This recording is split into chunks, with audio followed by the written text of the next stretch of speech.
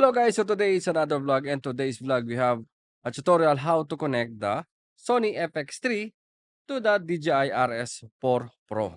So without further ado guys, let's start to connect the Sony FX3 and DJI RS4 Pro. So guys, we already balanced the DJI RS4 Pro with the Sony FX3. Now, if you want to connect, go with the menu function. You have here network function. Go with the Bluetooth function. Just turn on the Bluetooth function and turn on. Okay, you have the pairing now. Pairing Bluetooth.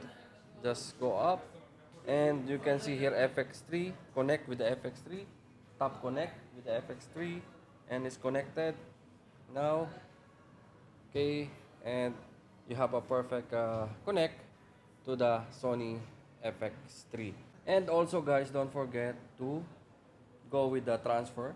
This is still in the network. Go with the network, transfer and remote. Okay, then down you have the control, remote control. Yes, instead of off, make sure that this is an turn on. Yeah, just turn on, and now you can take a video using this record button from DJI RS4 Pro.